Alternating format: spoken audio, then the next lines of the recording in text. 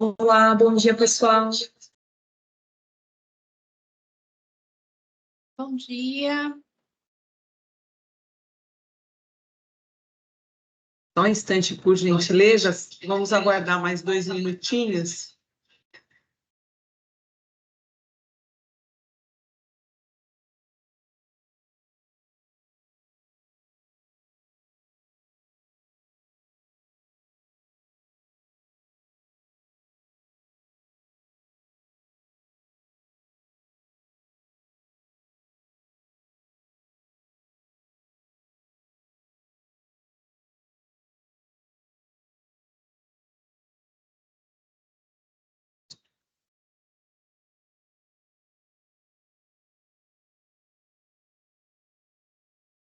Eita, isso.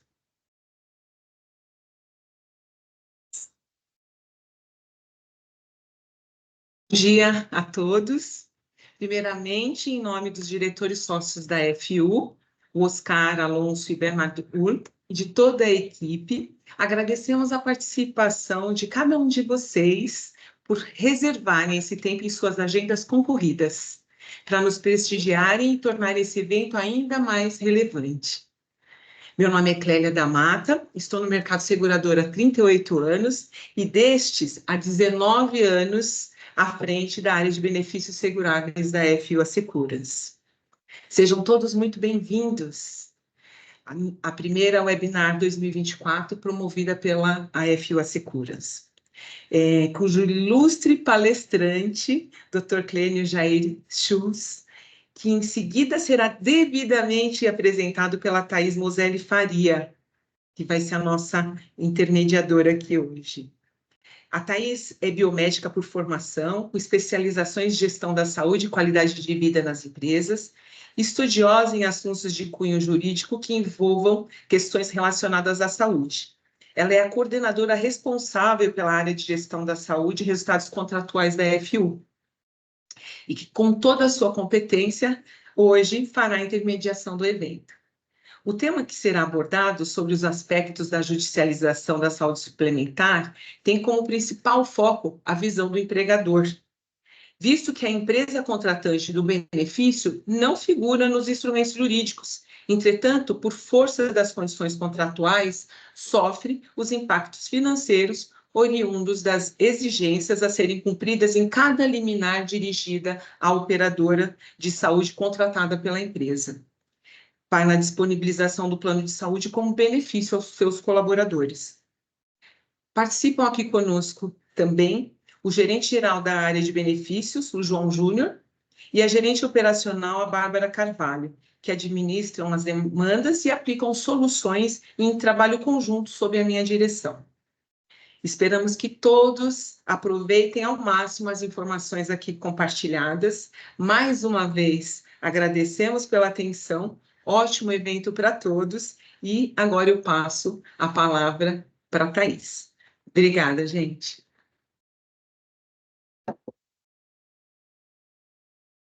Olá, pessoal, bom dia. Então, dando continuidade aqui ao nosso webinar, como a Clélia bem colocou, primeiro eu quero reforçar o agradecimento a todos os participantes, a todos os envolvidos na organização também do evento, e estender o agradecimento ao nosso convite, né, do Dr. Clênio, ao Dr. Clênio. E como a Clélia colocou, nós escolhemos esse tema para o primeiro webinar, né, da FU, e que seja o primeiro de muitos, justamente pelo impacto que a judicialização da saúde tem causado, tem agravado, né, o cenário da saúde suplementar no Brasil. Então, a gente tem um cenário muito desafiador hoje na saúde suplementar, dentro dos planos de saúde empresariais, e todas as variáveis aí que compõem a questão do plano de saúde, da empresa, do empregador, enfim, do beneficiário, do assistido através do plano de saúde empresarial. Então, a judicialização em saúde, ela vem agravar, né? Em muitos casos, é até ruim falar isso, mas é verdade, ela acaba agravando em muito os custos na saúde suplementar hoje. E é o que a gente tem acompanhado aqui enquanto corretora. A gente faz esse trabalho minucioso de acompanhamento das liminares hoje, e Por quê? Porque a gente vê que no Brasil há uma indústria bem aquecida e fortalecida no sentido de apoiar o beneficiário, o indivíduo que deseja, que precisa judicializar alguma questão em saúde. E, em contrapartida, a gente não vê muito apoio ou orientação jurídica que seja para o empregador, que é justamente quem, no final, acaba pagando a conta, acaba sendo agravado 2, 3 vezes, tendo ali o seu custo do plano de saúde agravado, muitas vezes por conta de uma liminar, né? A depender do tamanho desse grupo, dessa empresa, uma liminar já desestabiliza ali a questão financeira relativa ao plano de saúde. Então, eu acho que são muitas questões que envolvem esse tema. Muitas questões vêm à nossa mente, então, enquanto corretora, nós quisemos fazer esse evento para apoiar mesmo, trazer informação de qualidade através do Dr. Clênio, e também depois nós vamos abrir para perguntas aqui para os nossos convidados, trazer informação de qualidade que apoie o empregador. E no que depender de nós aqui, enquanto corretora, nós vamos continuar trazendo temas relevantes, sim, sempre nesse aspecto de apoiar, de orientar e ter um papel consultivo para o empregador, que acaba sendo, né, o nosso cliente. Então, aproveitem.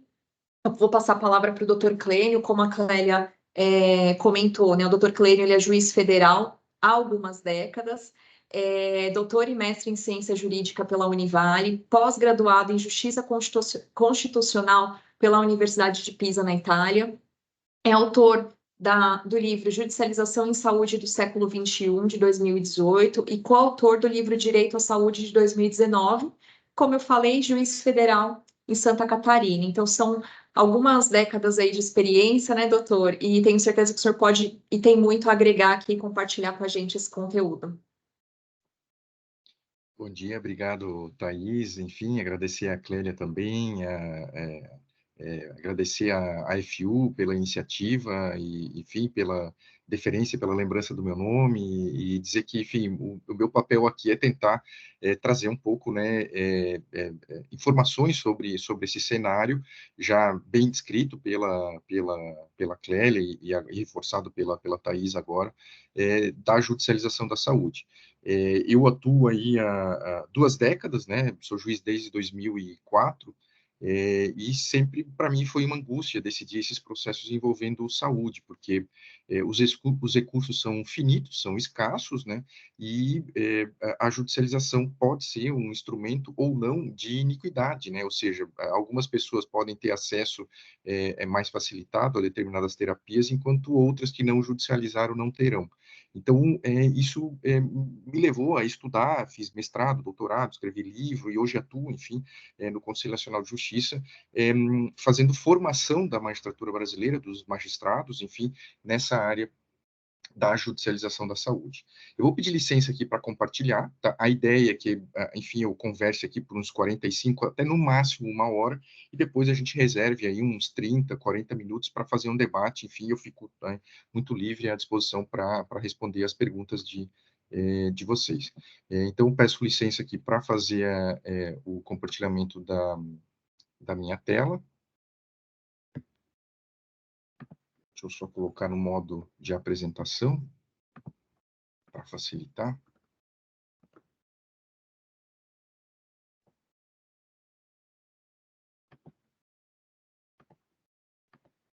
Aqui.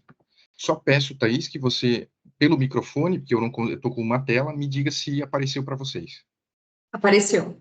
Ótimo, então tá bom. Bom, então, eu vou começar assim, eu acho que as razões, né, que justificam a judicialização, esse aumento, né, são aproximadamente, no ano passado foram 550 mil processos, aproximadamente, envolvendo saúde pública e também saúde suplementar, né, a saúde pública, o SUS, né, um número um pouquinho maior do que a saúde suplementar, mas proporcionalmente as ações contra as operadoras de plano de saúde, elas têm aumentado nos últimos anos. A previsão é que esse ano sejam aproximadamente 600 mil processos novos, ou seja, 600 mil pessoas ingressando contra ou o SUS ou contra as operadoras de plano de saúde. Os fundamentos vocês já sabem mais do que eu, né? Inflação médica, o envelhecimento da população, falta de medicamentos, o aumento, né, de diagnósticos, o impacto da pandemia, novas tecnologias, enfim, tudo isso acaba agravando esse cenário da judicialização. Mas eu trouxe aqui especificamente 3 grandes temas que me parece que são importantes para iniciar esse debate. Bom, quando se fala, né, e a Clélia e a Thaís fizeram um resumo bem resumido mesmo disso, a Agência Nacional de Saúde, a ANS, ela tem um rol de procedimentos e serviços. É uma cesta de serviços que, obrigatoriamente, as operadoras precisam fornecer para os seus beneficiários, para os empregados de vocês, das suas empresas, né? Nesses casos de contratos coletivos. O grande problema da judicialização é quando os beneficiários eles pedem terapias, tratamentos que não estão incorporados nesse rol da ANS. Então, a grande parte e a judicialização que causa uma maior um aumento proporcionalmente da sinistralidade, né, e dos custos para todos os atores, para as operadoras e para os empregadores, é exatamente dessas terapias que não estão incorporadas no rol da ANS. Tá? Então, essa é a primeira observação que eu faço. Porque são terapias geralmente muito caras ou terapias que têm uma baixa evidência científica. Né? Então, é isso que a gente vai tratar, e vai, nessa primeira parte, né, eu vou falar um pouco da judicialização geral, e numa segunda parte a gente fala, então, do papel, né, do empregador para minimizar os efeitos da judicialização da saúde. Bom, todo processo judicial, né, ele nasce a partir de uma prescrição de algum médico. Né? Então, eu digo que existe no Brasil um ativismo médico. Né? Muitas vezes existem terapias novas que surgiram no mercado, medicamentos, enfim, tratamentos, que custam 500 mil reais. O tratamento para a mesma doença já existente incorporado no rol custa 20 mil reais.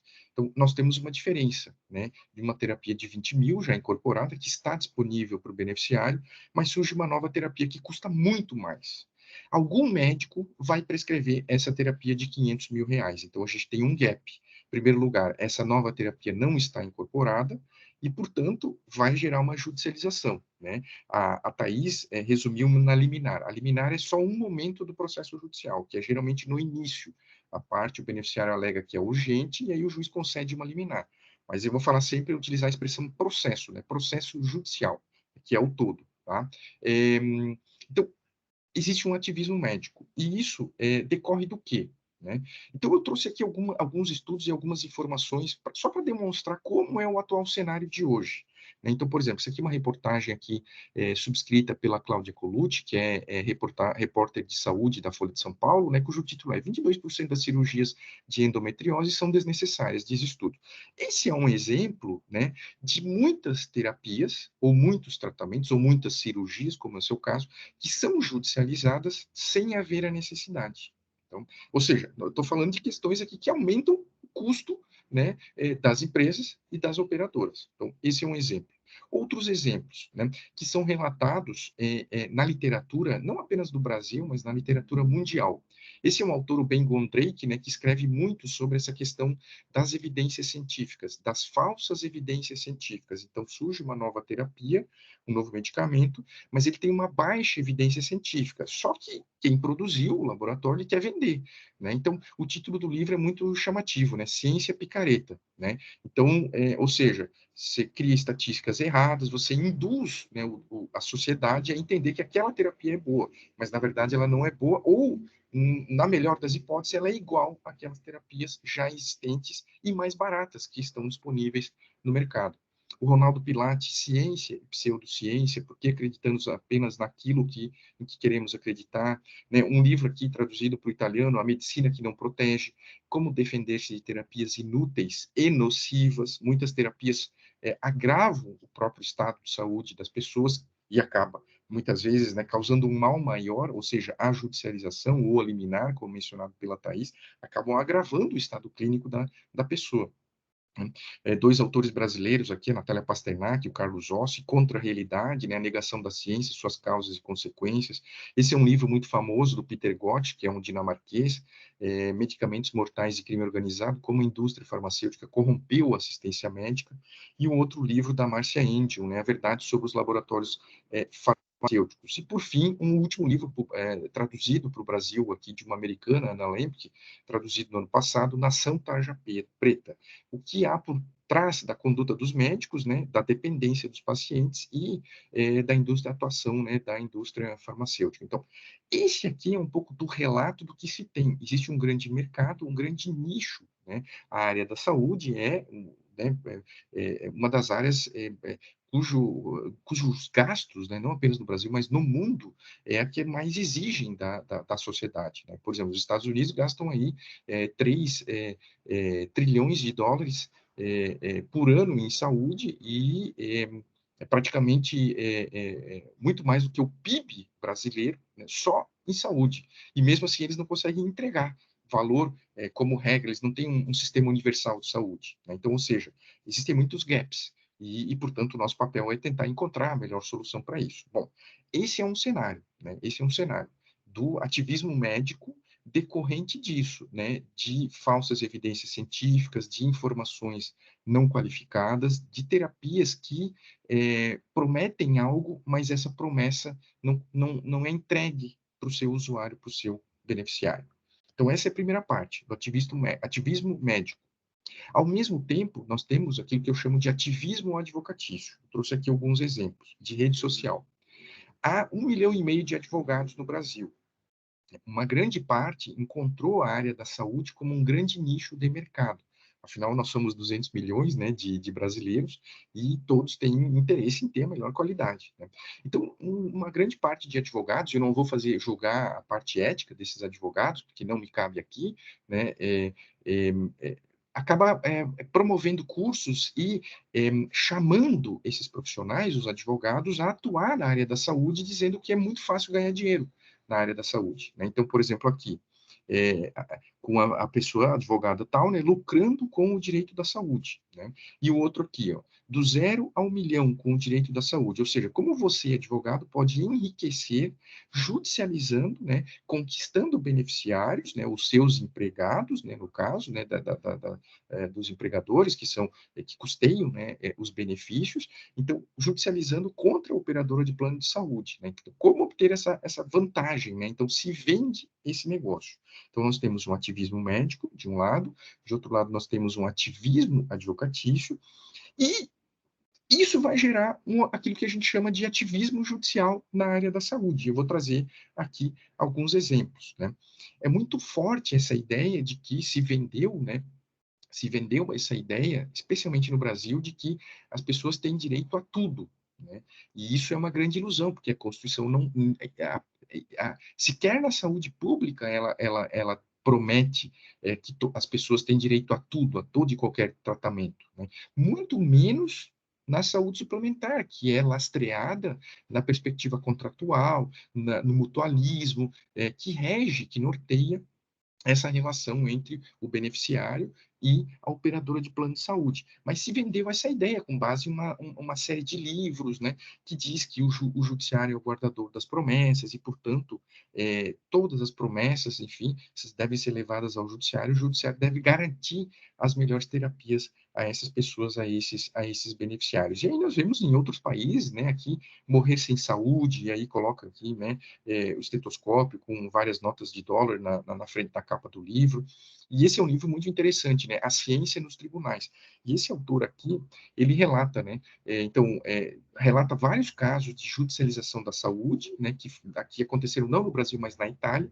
E o subtítulo do livro é muito interessante: Uma história italiana de horror legal e judiciário. Ou seja, o judiciário, quando ele é provocado, né, com esses processos judiciais, o risco de erro é muito grande, porque nós, na área do direito, nós não estudamos medicina, nós não estudamos farmácia, nós não temos conhecimento técnico dessas outras áreas das ciências, né, das ciências da saúde propriamente dito.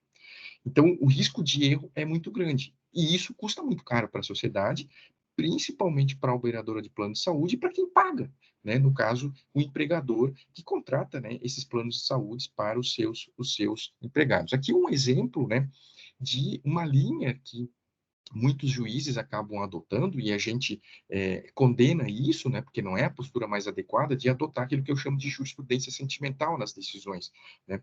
Ele julga com base na esperança e diz, olha, se o médico prescreveu essa terapia, esse medicamento, mesmo que não esteja incorporado no rol da ANS, eu, que sou juiz, eu não posso contestar, né, a visão desse médico prescritor. Então, ele dá um valor absoluto a prescrição do médico assistente, né, daquele médico que atendeu o cidadão, enfim, e que gerou uma prescrição de uma terapia, enfim, muitas vezes milionária, né, ou que tem um custo mensal muito grande para a operadora. E o juiz acaba se convencendo daquele de que aquela seria a melhor terapia e acaba muitas vezes não fazendo uma investigação mais aprofundada sobre as evidências científicas, sobre a avaliação econômica, enfim, esses aspectos que também são importantes, né? Então, eu trago aqui uma decisão, inclusive, do Supremo Tribunal Federal, né, em que alguns ministros, né, na época, em 2011, julgaram e deram direito ao cidadão a se tratar em Cuba, e o fundamento das decisões não era científico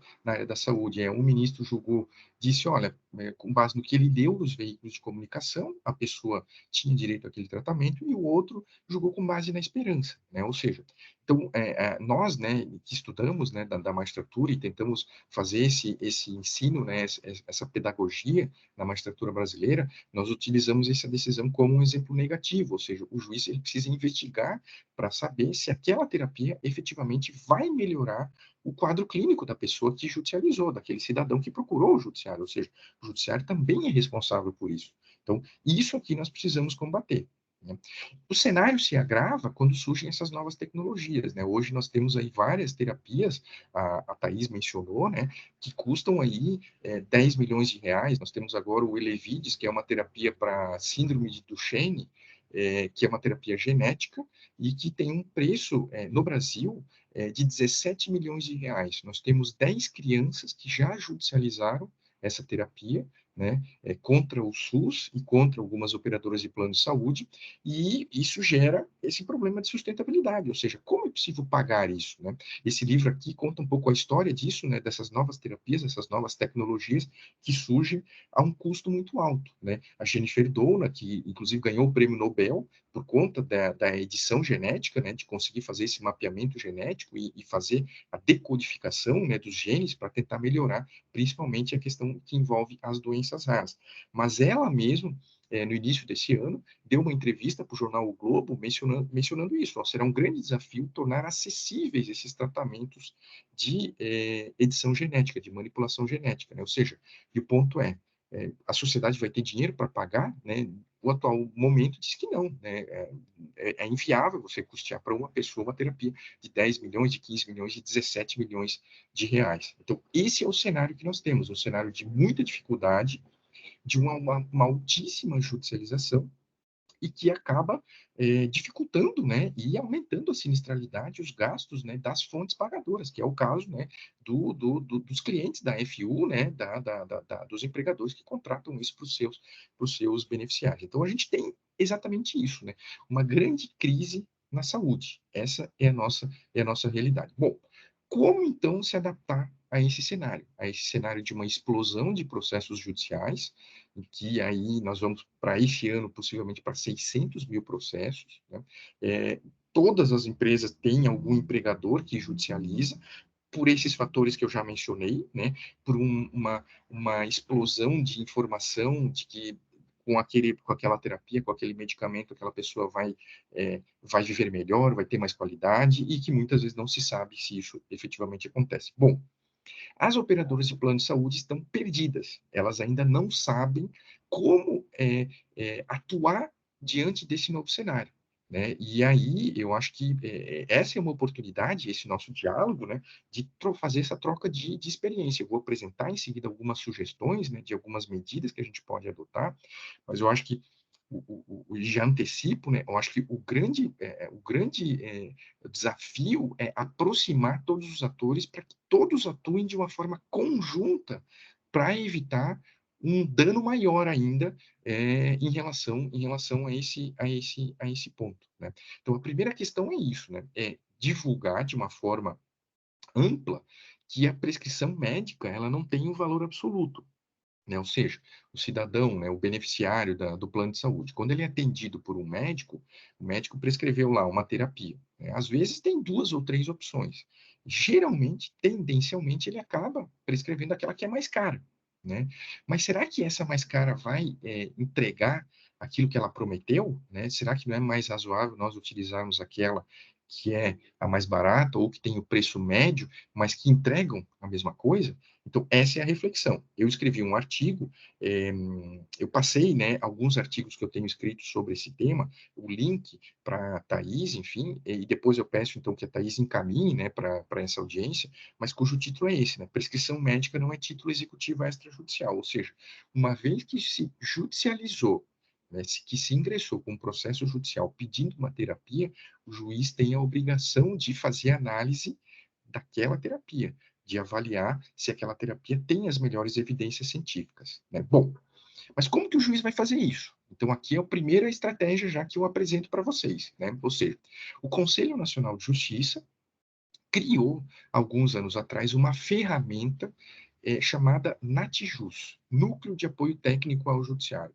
O que é isso, né? O NATJUS é um grupo de profissionais da saúde, médicos, farmacêuticos, enfermeiros, enfim, profissionais da saúde, psicólogos, que estão à disposição de toda a magistratura brasileira, juízes e juízas, e que o Conselho Nacional de Justiça orienta que, antes da decisão judicial, o juiz solicite uma nota técnica, uma espécie de um parecer desse órgão, desse núcleo de apoio, antes da prolatação da liminar, da decisão liminar. Né? Ou seja, então, o juiz, com essa perspectiva, ele não vai ter só apenas a prescrição do médico assistente que ensejou o processo judicial e que gerou aquele pedido de uma liminar. O juiz, ele pode solicitar essa nota técnica, esse parecer, vamos chamar assim, de uma forma mais ampla, né, para esse núcleo de apoio técnico, que em 24, 48 horas, às vezes 72 horas, presta ao juiz essas informações. Então, esse é um instrumento poderoso que nós temos fomentado a magistratura brasileira que se utilize, ou seja, não ficar na mão do médico assistente, né? Ele possa ouvir esse grupo de profissionais que está à disposição dele para apresentar as melhores informações sobre evidências científicas, sobre avaliação econômica daquela terapia que foi judicializada. Então, como funciona isso? O juiz, né, tem um site lá do Conselho Nacional de Justiça, chamado Enatijus, ele acessa o sistema, ele coloca lá a sua senha e o seu usuário e a sua senha, e ele consegue juntar as informações do processo e levar essas informações para o Natijus, que são esses profissionais de saúde, e que vão responder ao magistrado dizendo se aquela terapia deve ou não deve ser concedida. Mas vocês também têm acesso a essa ferramenta. Aqui do lado, né, tem área pública, pesquisa pública. Então, essa é a primeira observação que eu faço, né, para quem tiver interesse em se aprofundar nisso. Aqui nós temos mais ou menos 80 mil notas técnicas, pareceres e notas técnicas já produzidas, em 80 mil processos judiciais.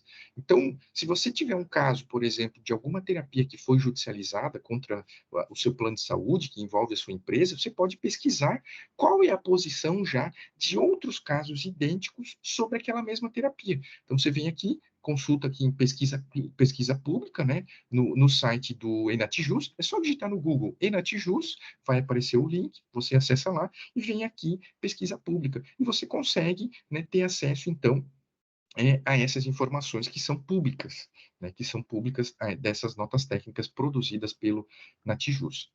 Uma outra forma interessante de repensar, e que eu acho que as empresas podem e devem ajudar as operadoras de plano de saúde algo que esse livro aqui trata de uma forma muito bem.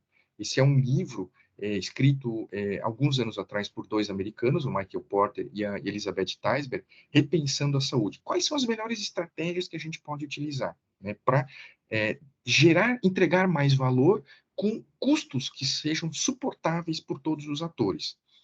E a principal palavra utilizada nesse livro é resultado. né? E isso, muitas vezes, acaba não sendo levado para o processo judicial. Eu cito um exemplo, né? Eu sou juiz há quase 20 anos, aproximadamente 20 anos, e, como regra, eu nunca fiquei sabendo do resultado daquela terapia que foi judicializada. Então, nesses casos em que eu concedia liminar e julgava procedente o pedido, ou seja, a pessoa, o operador de plano de saúde ou o SUS eram condenados a entregar, né, aquela terapia para a pessoa, eu nunca recebi o feedback, o retorno, para saber se aquela terapia efetivamente teve sucesso naquela pessoa. E quando eu li esse livro, eu comecei a mudar as minhas decisões, exigindo que em cada decisão positiva, em cada liminar concedida, exigindo que a cada 3 meses, ou a cada 4 meses, ou a cada 5 meses, a parte apresente um relatório atualizado sobre o seu atual quadro clínico. Ou seja, com base nisso, eu consigo avaliar se aquela terapia efetivamente trouxe resultado positivo. Né? Então, isso é algo que nós precisamos exigir.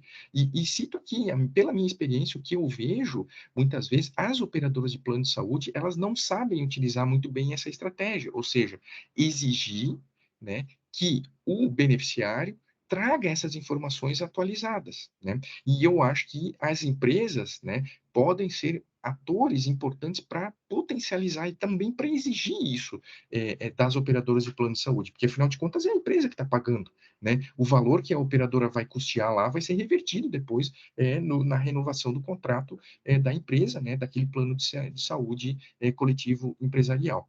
Então, nós precisamos trabalhar mais o desfecho dessas terapias, né? Ou seja, saber se efetivamente essas terapias que são judicializadas, quando existe uma liminar e quando há uma procedência do pedido, é preciso que se faça o controle, né? Uma terapia de 10 milhões de reais, por exemplo. Qual foi o resultado que se entregou? Será que efetivamente aquele resultado foi alcançado, né? Ou aquele resultado prometido não foi alcançado? Porque aí nós temos uma outra estratégia, que depois eu vou falar, que é o compartilhamento de risco. Ou seja, se o laboratório prometeu que iria acontecer um determinado desfecho, um determinado resultado com aquela terapia e ele não aconteceu, eu vou pedir o reembolso daquilo que eu gastei. Né? Eu preciso de alguma estratégia para recuperar os valores que foram gastos, né, investidos com essa pessoa, com esse tratamento, cujo resultado não foi alcançado. Né? Então, isso é algo que nós precisamos explorar. Né? E essas novas tecnologias, essas tecnologias bilionárias, né, elas muitas vezes elas têm baixa evidência científica, porque são tecnologias para doenças raras, né, têm dificuldade no custo-efetividade, ou seja, custa 10 milhões de reais, né, mas o que ela vai entregar realmente é diferente do que uma terapia de 50 mil reais que já está no mercado. Então, esse gap de 9 milhões e 500 mil, ou 9 milhões e 950 mil de diferença, nós precisamos discutir.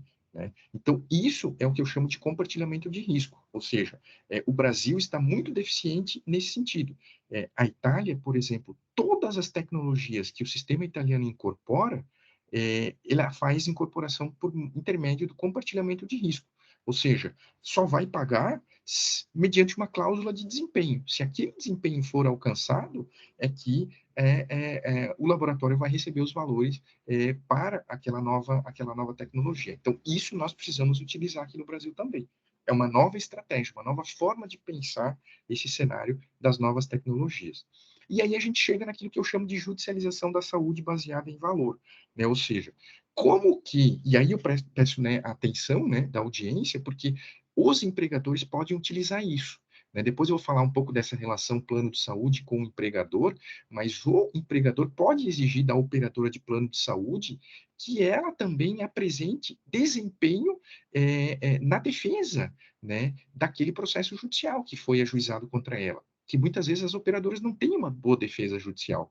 E aí acabam recebendo uma condenação que vai ser paga por vocês, pelos empregadores, por conta de uma defesa deficiente. Né? Então, essa estratégia aqui é começar a levar essas perguntas para o processo judicial e exigir, pedir ao juiz que ele cobre isso do médico assistente e da pessoa que judicializou, ou seja, quais foram os benefícios? Né? Houve melhora do quadro clínico, teve melhora da qualidade de vida, houve alguns efeitos colaterais indesejáveis, houve melhora da expectativa de sobrevida daquela pessoa que judicializou, ou seja, nós precisamos ter resultado que seja benéfico para aquela pessoa que judicializou. E isso nem sempre acaba acontecendo porque a operadora não exige esse feedback no próprio processo judicial. Ela simplesmente, muitas vezes, ela recebe a condenação, ela paga e ela fica por aí. Né? Alguém assume essa despesa, que geralmente são vocês, são os empregadores, né? E fica por isso mesmo. Então, nós precisamos mudar esse cenário. A gente não pode continuar nesse cenário, porque ele cada vez está se agravando mais. E isso vocês sabem muito bem.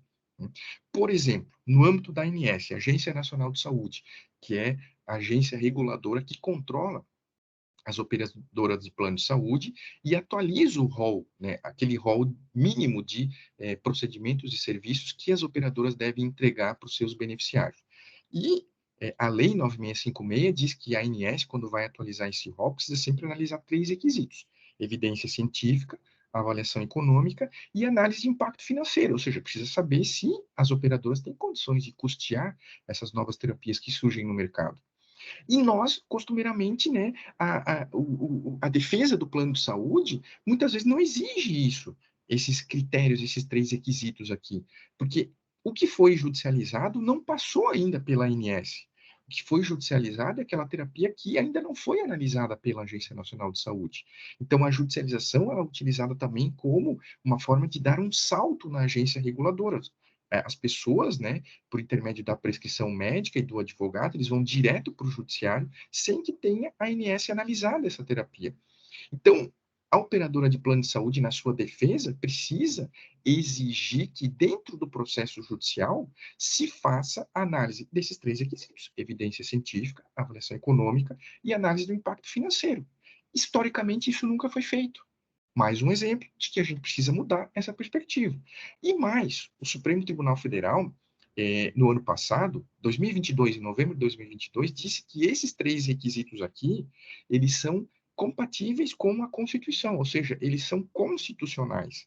O que aconteceu foi uma associação de beneficiários ajuizou uma ação no Supremo dizendo: olha, esses requisitos não podem ser exigidos, porque eles estão dificultando o nosso acesso à saúde. O Supremo disse: não, esses requisitos são razoáveis, porque a sustentabilidade, né, é isso que diz aqui nessa decisão, né, relatada pelo ministro Barroso, mas que foi acompanhada pela maioria dos ministros do Supremo Tribunal Federal. Eles disseram isso: olha, a sustentabilidade é algo indispensável para o setor de saúde suplementar, e julgou improcedente esse pedido dessa associação de beneficiários. Então, ou seja, nós precisamos fazer essa divulgação da forma mais rápida e mais ampla possível desse novo olhar, dessa nova forma de analisar esses processos judiciais.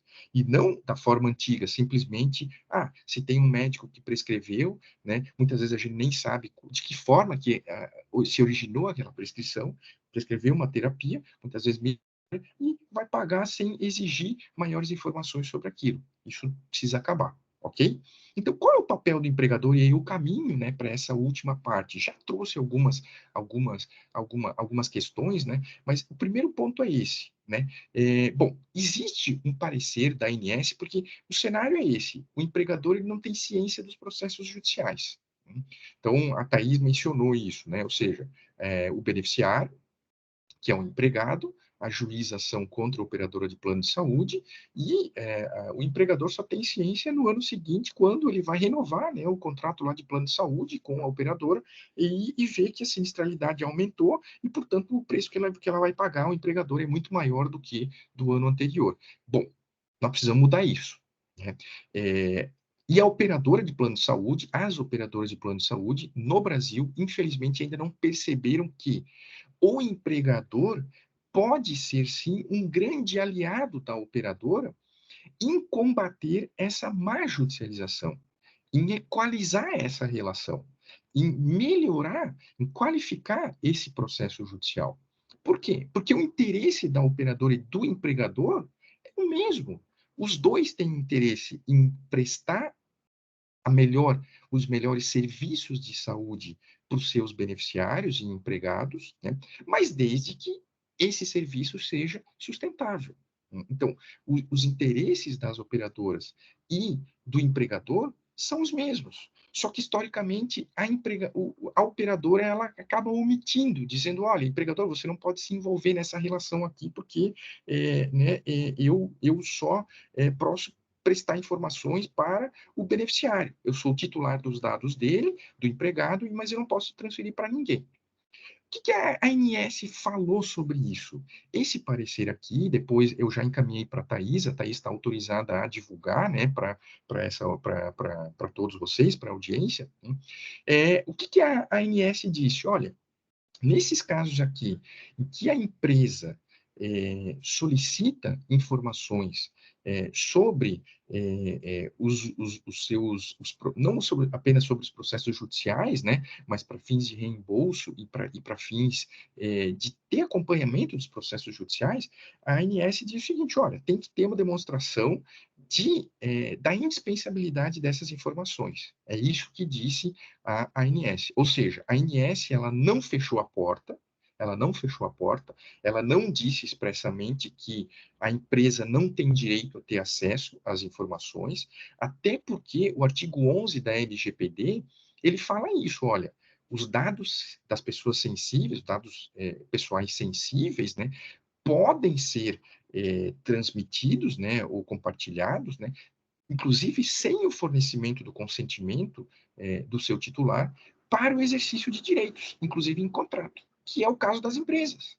As empresas têm um contrato com a operadora de plano de saúde e, portanto, elas possuem esse interesse, não apenas o interesse econômico, né, de tentar baixar a sinistralidade e reduzir a precificação, né, do que ela paga mensalmente ou anualmente para a operadora de plano de saúde, mas muito mais do que isso. O empregador tem o interesse de melhorar o quadro clínico do seu empregado, né? Porque se ele adoece, se há um alto índice de absenteísmo, enfim, por doenças, enfim, isso acaba agravando também o próprio cenário para o empregador, para a pessoa jurídica. Então, esse é um exemplo do artigo 11 da LGPD, que é citado nesse parecer da Agência Nacional de Saúde, pode ser um instrumento para as empresas barganharem essa prerrogativa de passarem a ter acesso também aos processos judiciais. Bom, mas como que a empresa, então, vai ter acesso ao processo judicial? Bom, em primeiro lugar, os processos judiciais, como regra,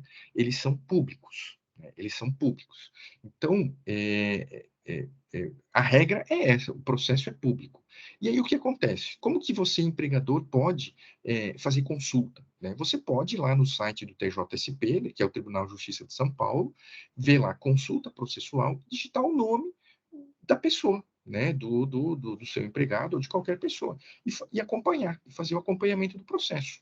Como regra, isso é possível. Né?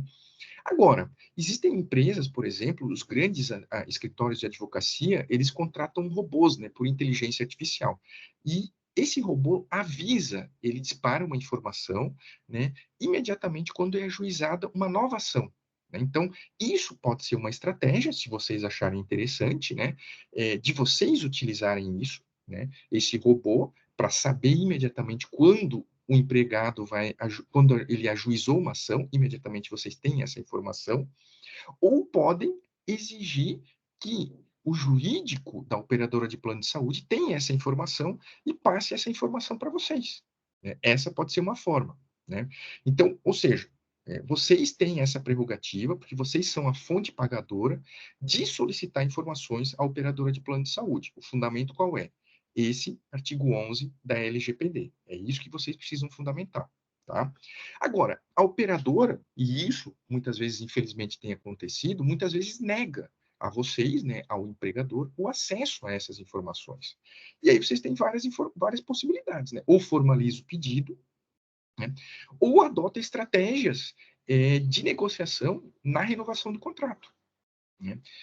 Por exemplo, a inclusão de uma cláusula no contrato entre a operadora de plano de saúde e o empregador, que a operadora de plano de saúde e o empregador são copartícipes, né, e atuam em conjunto na defesa da melhoria da saúde do empregador, do beneficiário, né, da operadora de plano de saúde e do empregado, da pessoa, né, que tem a relação de emprego com a fonte pagadora, com a pessoa jurídica. Né? Ou seja, vocês precisam se tornar, né? E se as operadoras não autorizam isso, vocês precisam provocar com base nesses fundamentos para que vocês se tornem um aliado da operadora, né? É claro que isso precisa ser feito com muito cuidado, com muito cuidado. Mas suponhamos que a operadora de qualquer forma, não atendeu o pedido de vocês e disse o seguinte: olha, nós não podemos fornecer, é uma postura de compliance nossa, né, do nosso jurídico, então a operadora de plano de saúde que presta o serviço para vocês não vai fornecer as informações. Vocês podem atuar como no processo judicial. É claro que isso vai impactar, né, vai exigir uma atuação maior do jurídico de vocês, né? Mas vocês têm o direito de participar do processo judicial, como um terceiro interessado, né? E eu trouxe aqui algumas formas que o Código de Processo Civil, né, o CPC, ele autoriza a participação de vocês. Então, suponhamos, né, vocês não conseguiram negociar com o operador de plano de saúde, para que vocês sejam aliados da operadora e do próprio autor do processo judicial, daquele que pediu a liminar, né, e que é empregado de vocês, porque o papel de vocês é atuar de boa fé em ajudar que aquela pessoa tenha o melhor quadro clínico, mas dentro das possibilidades existentes, ou seja, dentro da perspectiva de sustentabilidade. Isso não aconteceu.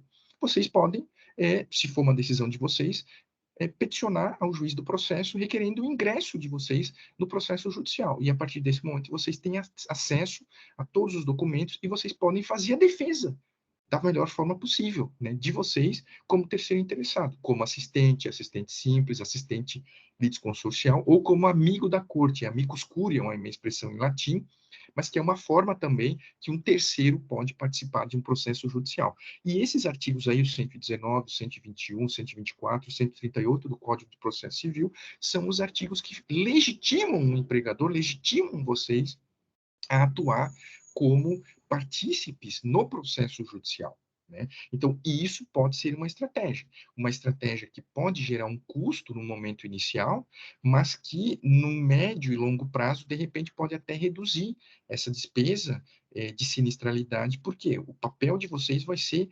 qualificar a atuação, a defesa, que muitas vezes a operadora de plano de saúde não faz, né, em relação àquele processo judicial. Então, isso é uma questão importante para refletir. Bom, a empresa, né, vocês, né, a fonte pagadora, o empregador, né, o RH, o serviço médico, pode fazer uma abordagem, né, em relação ao seu colaborador, ao seu time de empregados, ou aquela pessoa que pretende ajuizar uma ação, ou já ajuizou uma ação, né? Bom, o que eu poderia dizer em relação a isso, né? É preciso ter muito cuidado com as relações trabalhistas, né? Ou seja, qual que é o papel do empregador aqui? O papel do empregador é adotar uma postura de boa fé e dizer, olha, nós queremos ajudar você, empregado, fulano de tal, a ter a melhor terapia para ter o melhor cuidado da sua saúde, né? Ele tem, né, o cidadão ele tem direito, né? A nossa Constituição consagra o acesso à justiça, é direito dele judicializar. Muitas vezes ele é fomentado muitas vezes ele nem quer judicializar, e existem relatos de casos assim, em que os advogados, principalmente pessoas que são simples, eles encaminham a procuração e muitas vezes a pessoa sequer sabe o que está assinando a procuração. E o advogado vai lá e acaba judicializando, ajuizando a ação. E teve casos em que eu fiquei sabendo, em que as pessoas só depois ficaram sabendo que existia um processo em que ela era autora e que ela estava pedindo, né, a condenação de um determinado terapia, um determinado tratamento que não estava incorporado no rol da ANS, da Agência de Saúde. Bom, o que eu quero dizer com isso é que é preciso que haja um envolvimento maior entre o empregador e a operadora de plano de saúde, né? Tem um livro muito interessante do Klaus Schwab. Klaus Schwab é o criador, né, do Fórum de Davos, que acontece todos os anos, lá numa cidade da Suíça, que se chama Capitalismo Stakeholder. Eu li esse livro e fiz a interpretação dele para a área da saúde. Naquele link se vocês forem lá no Empório do Direito, digitarem o meu nome e colocar Empório do Direito no Google, vocês vão achar lá uma coluna que eu tenho, e eu escrevi lá um artigo chamado Saúde Stakeholder, em que eu defendo o seguinte: olha, o modelo de saúde não pode ser um modelo de saúde em que apenas um ator seja o beneficiário, né, obtenha um lucro, né? todas as pessoas que participam, né? Então, o empregado, o empregador, o plano de saúde, o SUS, a ANS, o laboratório, o hospital, o fornecedor, todos esses players precisam atuar de uma forma conjunta, sem que um prejudique o outro. Isso é saúde stakeholder. E, nesse sentido, essa ideia cabe muito bem a essa relação entre a operadora de plano de saúde e o empregador. Porque o que se vê é um distanciamento muito grande. Muitas vezes a operadora não confere acesso e não autoriza que o empregador precise, que o empregador tenha acesso e auxilie. O papel de vocês é isso, é esse o discurso que vocês precisam levar às operadoras de plano de saúde, ao judiciário e ao seu empregado. É que vocês querem ajudar. E, efetivamente, a partir do momento que vocês, então, fornecem um plano de saúde para o seu empregado, você quer que ele tenha a melhor qualidade de vida possível, né? E, ao mesmo tempo, vocês podem exigir também de um contratante de vocês, que é a operadora de plano de saúde, que ela tenha boas defesas jurídicas, né? Então, por exemplo, vocês podem exigir que ela apresente qual foi a contestação, qual foi a defesa que ela fez lá, né? Foi a defesa satisfatória? Foi uma defesa razoável? Ou foi uma defesa insuficiente? E isso tudo vocês podem barganhar na renegociação do contrato, né? Então, adoção de medidas para resolver os problemas, isso vocês podem adotar. Vocês devem se aproximar das operadoras, do cliente, da operadora que vocês contrataram, né? Inclusive para chamar o empregado, a operadora e vocês, para que se faça uma intermediação, uma negociação, uma mediação, uma conciliação. Isso é muito comum nos tribunais. Chamem todos os atores, não leva o caso para o juiz, chamem os atores, e eles negociam a melhor resposta possível, né? Ou seja, não é aquela terapia de R$1 milhão que foi judicializada, mas existe uma terapia de 200 mil que também é boa. Vamos começar e tentar com essa terapia. Muitas vezes, os usuários, eles acabam aceitando isso, porque eles querem ver a boa-fé de todo mundo, né? Então, esse tipo de medida é importante. Por que não, muitas vezes, chamar o Ministério Público do Trabalho? Eu coloquei o ponto de interrogação aqui, porque é preciso ter um pouco de cuidado. Muitas vezes, o próprio Ministério do Trabalho, né, ele tem um pouco um viés, né, de achar que o empregador é sempre o bicho-papão, e ele quer sempre prejudicar alguém, né? Nós precisamos mudar esse tipo de entendimento, né? Então, coloquei ponto de interrogação exatamente por isso, né? Nessa linha, né? Então, ou seja, a empresa pode, sim, ser a ponte entre o seu empregado, né, e o plano de saúde, desde que todos estejam falando a mesma língua e queiram o mesmo propósito, que é a melhoria do quadro clínico, né, do quadro de saúde daquela pessoa. E que se utilize daqueles instrumentos que sejam sustentáveis, compatíveis, né, com a possibilidade, com as possibilidades financeiras da fonte pagadora. E eu vou terminar essa parte falando daquilo que eu chamo de ativismo conciliatório. Eu comecei falando do ativismo médico, do ativismo advocatício, do ativismo judicial, e agora do ativismo conciliatório. O que é isso? Nós precisamos encontrar estratégias de evitar que a judicialização ela continue existindo, né? Eu trouxe aqui um exemplo. Esse aqui é um exemplo, é público, não tem sigilo em relação a isso aí. Inclusive, essa foi uma boa prática premiada pelo Conselho Nacional de Justiça, que decorreu da seguinte forma: foi uma parceria, um convênio celebrado entre o Tribunal de Justiça de Tocantins com uma operadora de plano de saúde da capital, a Unimed de Palmas. Fizeram um convênio dizendo o seguinte: olha, toda ação ajuizada contra a Unimed, contra a operadora de plano de saúde, não vai para o juiz para analisar a liminar. O processo vai, primeiramente, ser devolvido para a Unimed, para ela, em 48 horas, avaliar se ela consegue resolver a questão sem que haja uma liminar do juiz, do magistrado responsável pelo processo. Ou seja, se ajuizou uma ação, mas o processo não foi para o juiz. O processo foi levado para a operadora de plano de saúde. Então, isso é uma prática fantástica. A operadora se obriga a tentar resolver. Agora, se ela não resolver e não conseguir conciliar com o beneficiário, ela vai apresentar uma negativa qualificada para o juiz. E nessa negativa, ela se obriga a justificar, né, se tinha ou não evidência científica, se tinha ou não avaliação econômica, se é compatível com a questão financeira, né, o impacto atuarial. E essas informações são importantes para o juiz para ele avaliar o contexto geral. Então, a pergunta que eu faço é, a operadora de plano de saúde que vocês contrataram, ela tem estratégias dessa natureza de desjudicializar, de evitar uma liminar, ou seja, de tentar chamar todos os atores e tentar resolver extrajudicialmente sem que haja decisão do juiz, né? Por quê? Porque muitas vezes, na via judicial, ainda, além daquela terapia de 10 mil, de 50 mil, de 1 milhão, de 10 milhões que foi judicializada, o advogado do autor também pede uma indenização por danos morais. E essa indenização muitas vezes é alta. E acaba, obviamente, quem vai pagar isso são vocês, é o empregador, né? E, obviamente, também o empregado, porque é uma vantagem né, que ele não vai ter, né, se considerar essa perspectiva de mutualismo que norteia a ideia geral de plano de saúde. Então, essa aqui é uma estratégia fantástica que vocês precisam exigir da operadora de plano de saúde de vocês. Por quê? Porque vocês podem fazer isso, vocês estão pagando, né, para ela fornecer o melhor serviço possível.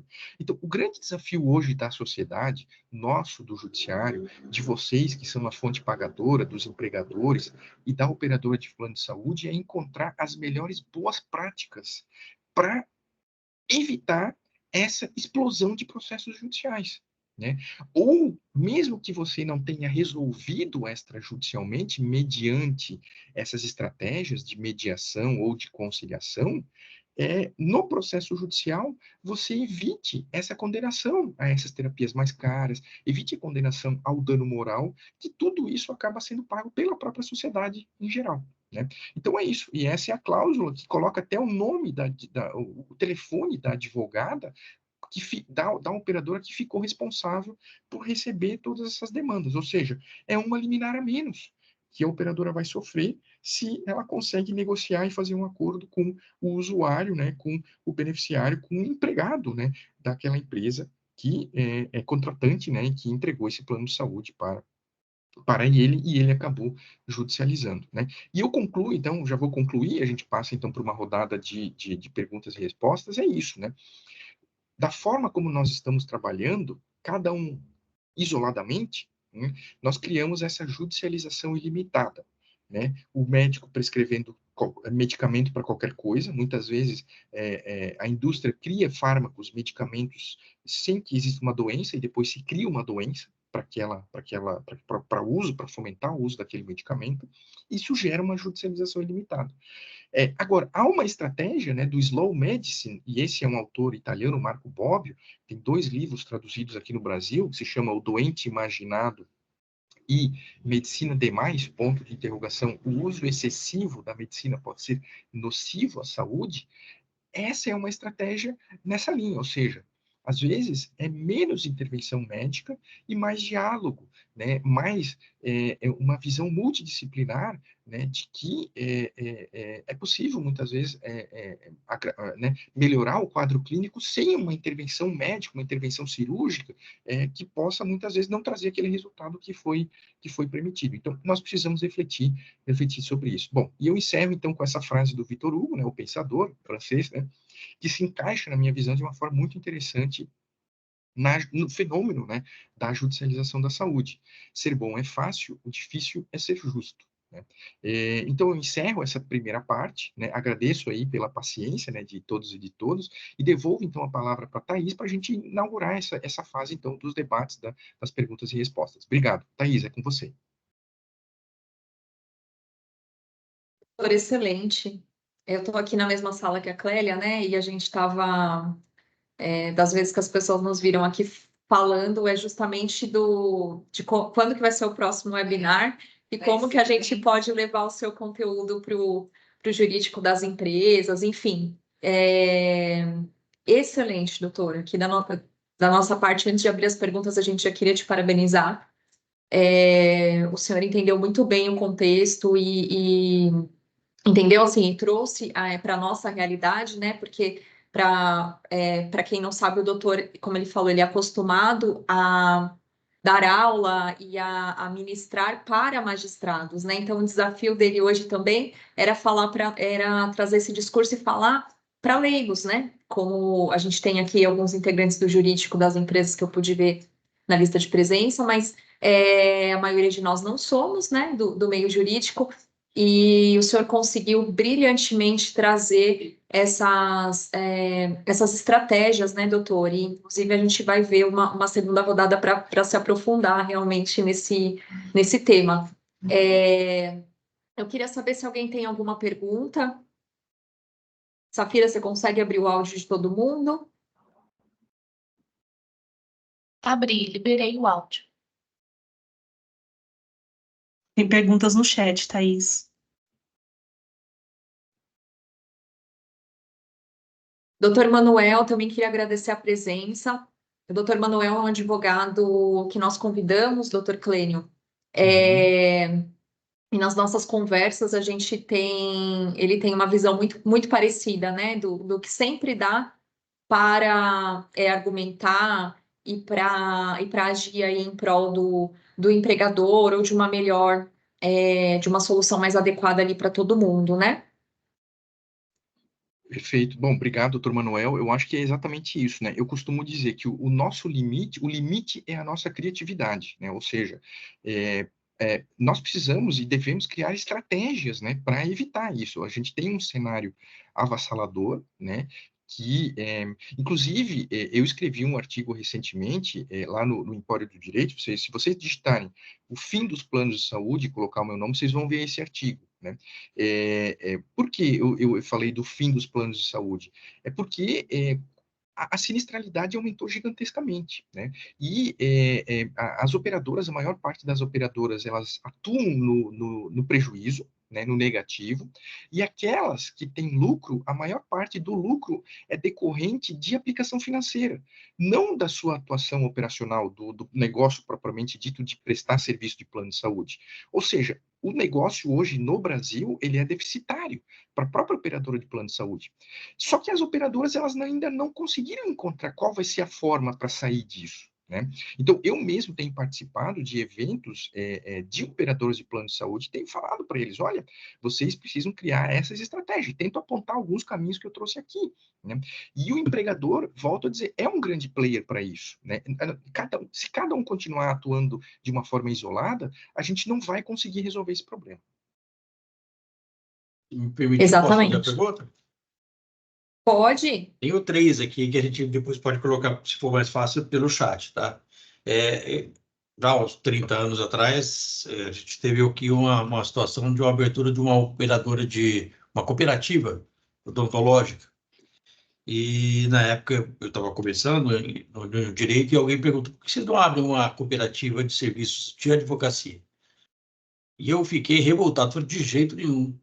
Eu pergunto para vocês, quem aqui fez alguma consulta para um advogado nos últimos 2 meses? Vocês só fazem quando precisam. A partir do momento que eu tiver um plano de advocacia, eu vou ser questionado de coisas que não preciso, vou trabalhar que nem um desesperado para entregar serviço nenhum, e o cliente vai ficar dependente de mim, e não vai ser uma boa relação. No final das contas, eu vou estar trabalhando muito mais, o serviço dele vai estar pior, e o atendimento geral de advocacia foi ruim. Parece que foi meio profético, e é o que a gente está chegando agora na medicina. A gente tem um excesso de aplicação de terapias, tem um excesso de investigação com exames, por vezes, muito invasivos, e que acabam prejudicando todo mundo, no fim das contas, né? Não adianta o usuário achar que a conta não chega, a conta chega, né?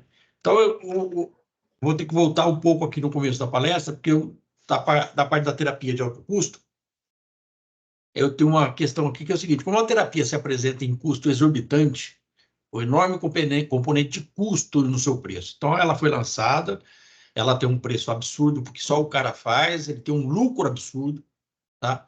Então, é correto que o judiciário atribui apenas ao plano de saúde ou ao empregador pagar esse lucro? Não seria mais correto que, uma vez concedida a terapia, e de uma forma forçosa, ninguém escolheu aquilo, a fornecedora de serviço fosse obrigada a partilhar desse custo, reduzindo a margem de lucro? Isso também não impediria o abuso na fixação desses preços e o ativismo com fins puramente financeiros? A gente tenha visto, inclusive, algumas situações onde é recomendada determinada terapia com participação no resultado. não é incomum na área médica que isso aconteça. Deixa eu pensar a esse respeito.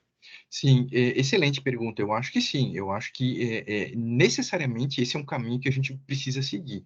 Aquilo que eu mencionei, por exemplo, na Itália, né, a maior parte das contratações públicas, né, que o Estado italiano faz de novas terapias é com essa cláusula de desempenho, de compartilhamento de risco, né? Ou seja, se eu estou trazendo para o mercado uma terapia de 10 milhões de reais, né, e eu prometo o que ela vai entregar, e se eu não entregar aquilo que eu prometi, eu preciso devolver o que eu recebi ou eu preciso indenizar, né? Então, nós precisamos pensar em novas formas de negociação, né? E eu acho que o Brasil está pecando com esse ponto, né? Eu recentemente participei de uma reunião com algumas pessoas do Ministério da Saúde e eu falei isso, né? Ou seja, a gente precisa adotar alguma estratégia nessa linha, né? Ah, mas quem é que vai fazer essa avaliação de desempenho? Algumas pessoas acham que é a própria indústria. Eu entendo que não, porque a indústria não vai dizer que o produto que ela criou é ruim, né? Ela sempre vai dizer, né? Ninguém vai comprar um carro aqui Exatamente. e o vendedor vai dizer, olha, não compre o meu carro aqui nessa concessionária, vá na concorrente que o carro dele é muito melhor. Isso não existe, né? Faz parte do mercado. Então, nós precisamos lidar com isso, né?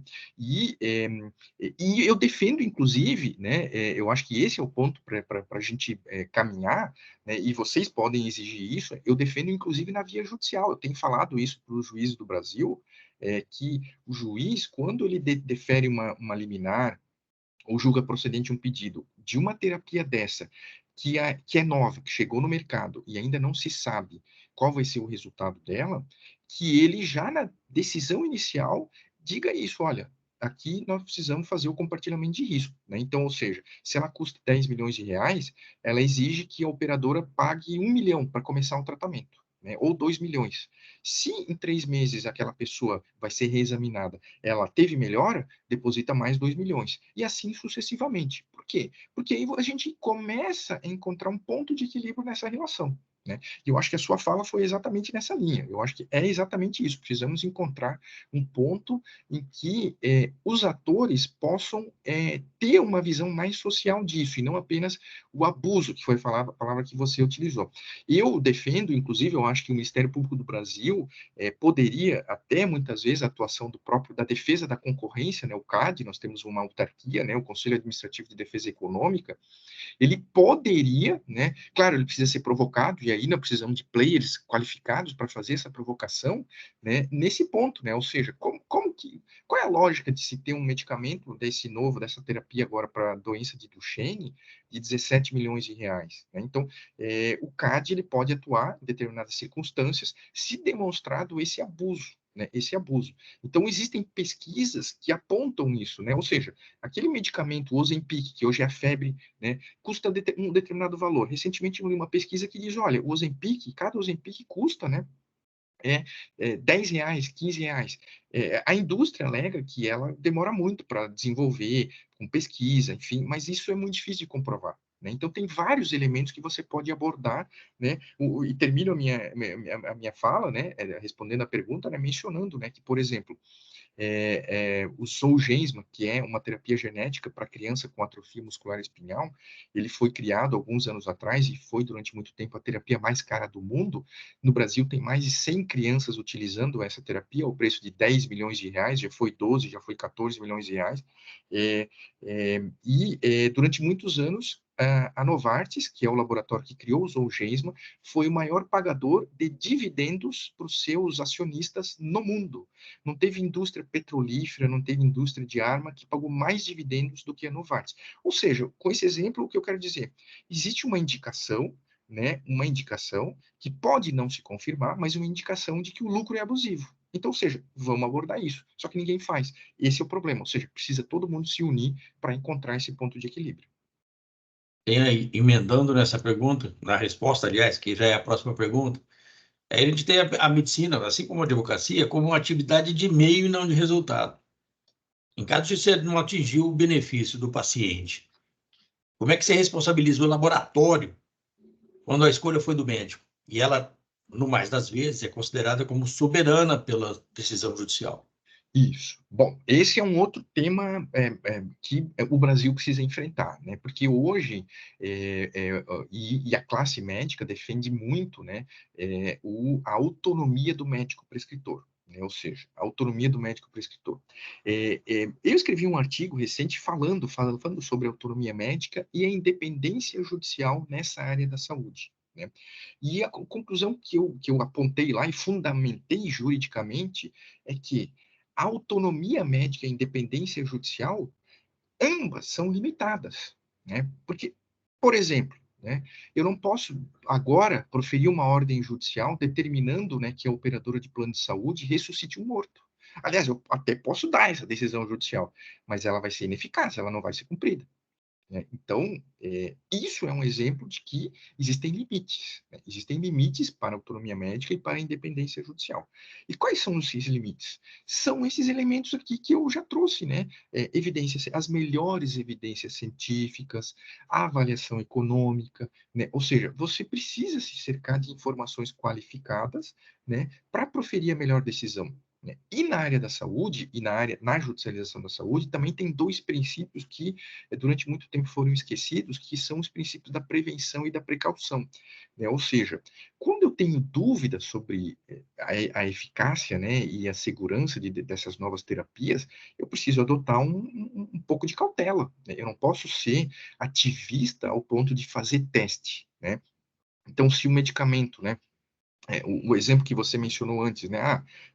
Só um hospital que aplica, só um médico que tem know-how em relação àquela técnica, a gente está diante de uma terapia experimental. E terapia experimental ela não pode ser judicializada. Isso o Supremo já definiu, né? Ou seja, o judiciário não pode ser um palco, um ambiente para se fazer experiências na área da saúde, né? E isso nós precisamos divulgar, né? Por exemplo, a febre do canabidiol hoje que se tem, né? Hoje se investem bilhões de dólares em canabidiol e seus derivados.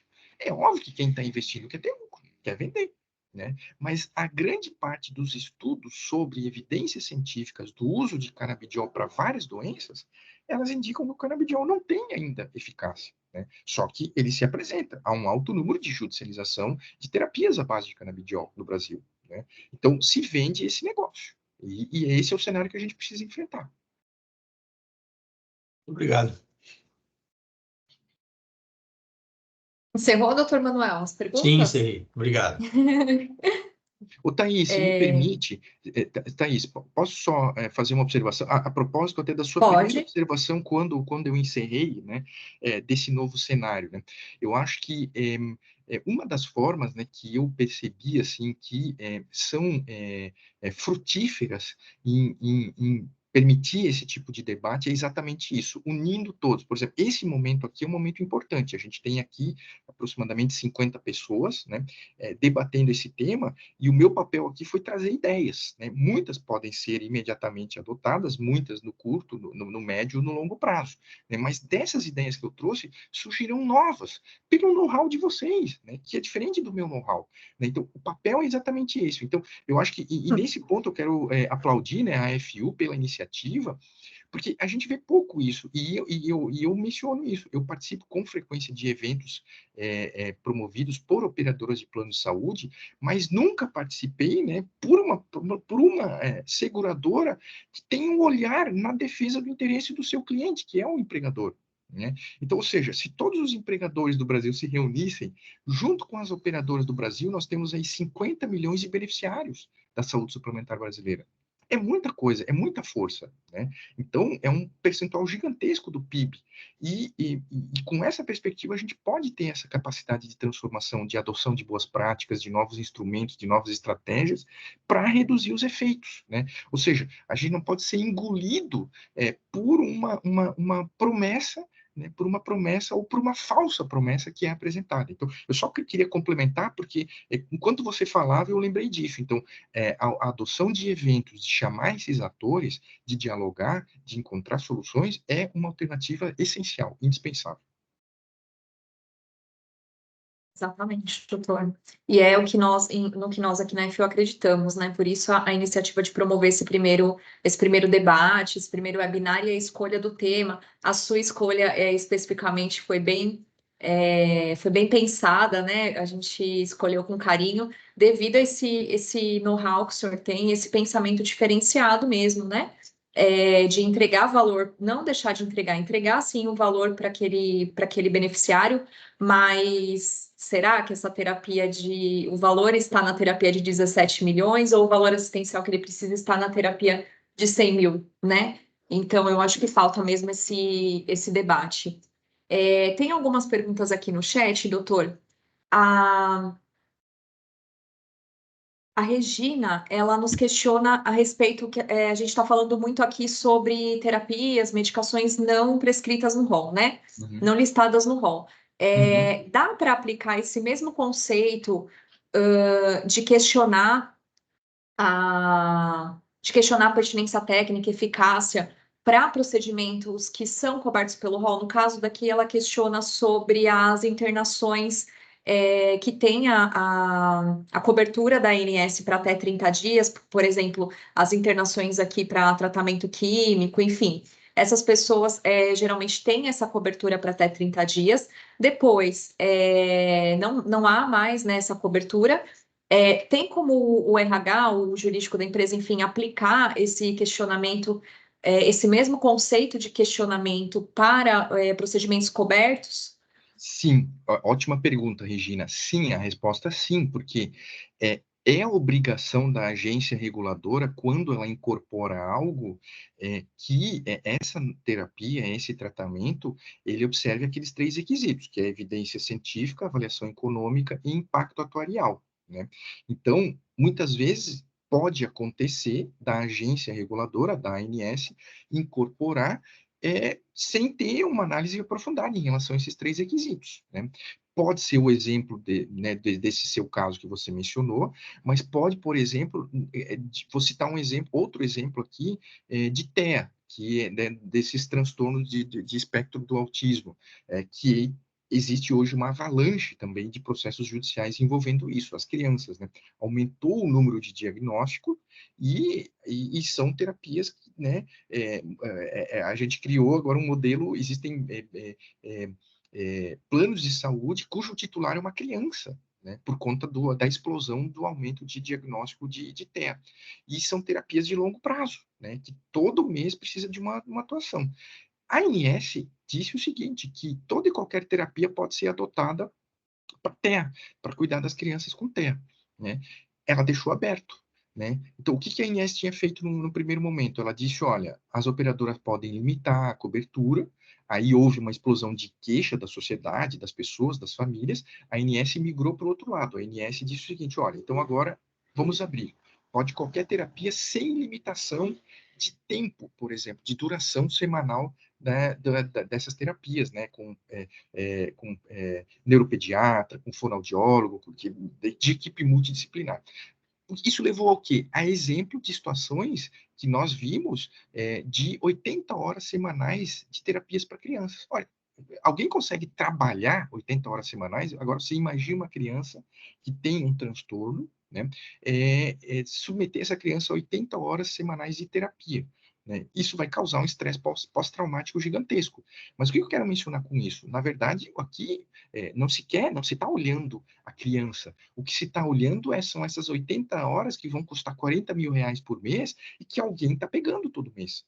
Então, ou seja, estamos, em determinadas circunstâncias, utilizando o beneficiário, o titular do plano de saúde, né, para obter lucro de uma forma injusta, ilegal, abusiva, né? Então, isso sim, né? Mas resumindo a resposta, deve sim, mesmo nos casos que já estão incorporados, a empresa pode sim exigir, sempre deve ser exigido esses 3 requisitos: evidência científica, avaliação econômica e impacto atuarial. Perfeito? Então, esse é o raciocínio que vocês precisam ter, né?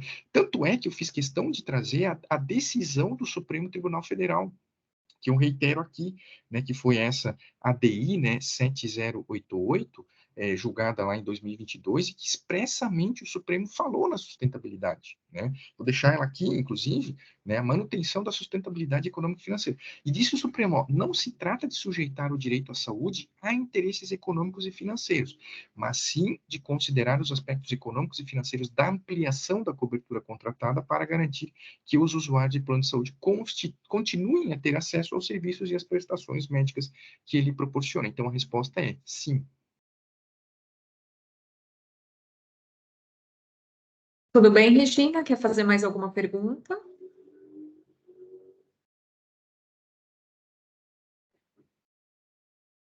Isso mesmo, obrigada. Eu ia questionar sobre o TEA mesmo, doutor. Como o senhor colocou, a gente tem visto, especificamente entre os nossos clientes, a gente tem inúmeras liminares, né, relacionadas ao TEA também, e a gente tem aí crianças para uma apólice pequena custando, ao plano de saúde, custando, via liminar, né, mais de R$ 200.000. Em cidades e regiões em que o plano de saúde tenha, inclusive, centros de terapia integrativa. Sim. Então, mesmo assim, a gente não tem conseguido, e inclusive essa mesma operadora se nega a dar qualquer tipo de informação para o nosso cliente, né? Então, é um cliente que agora entrou com processo, está entrando, né, com esse pedido junto à operadora formalmente, muito por orientação nossa, e para questionar. Então, esses instrumentos que o senhor trouxe, né, essa estratégia é muito, muito valiosa. Bom, pois não. Pode falar, doutor. Eu cortei você. Você queria complementar? Porque senão eu já respondo para você. Não, pode responder. Não, eu acho que vocês estão no caminho certo de orientar a cliente de vocês e informalizar, né, a operadora, e eu acho que esse é o ponto central, né? Quando vocês procuraram, quando a empresa procurou a operadora para obter informação, de que forma ela precisa fazer essa procura? Demonstrando sempre a boa-fé. Né? A boa-fé em que sentido? Vocês querem resolver o problema da pessoa, do beneficiário, da melhor forma possível. A melhor forma possível é aquela existente, aquela disponível. Né?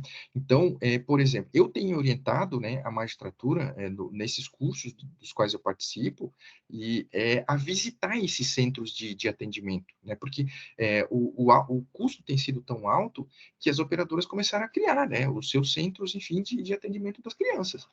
E eu visitei situações, eu percebi situações em que a operadora criou um prédio gigantesco, lá com uma estrutura fantástica, mas as mães não querem levar as crianças lá. Né?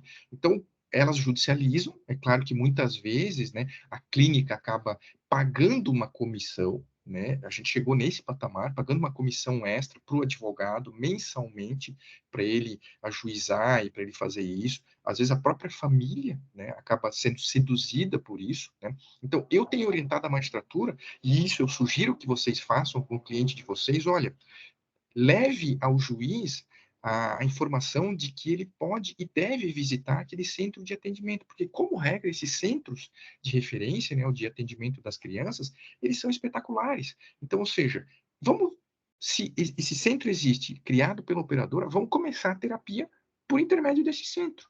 Se não der certo, aí você pensa em contratar uma clínica terceirizada, né? Mas não o inverso. O que se tem visto é isso. As clínicas foram criadas no Brasil, clínicas privadas, né? E elas já fazem contatos, né, com muitos escritórios de advocacia para judicializar. E aí elas não querem, obviamente, aquele serviço credenciado pela operadora. Elas querem o serviço delas, que não é credenciada, e elas vão cobrar 200, 300, 400% a mais do que a operadora pagaria pelo mesmo serviço que ela diretamente poderia fornecer.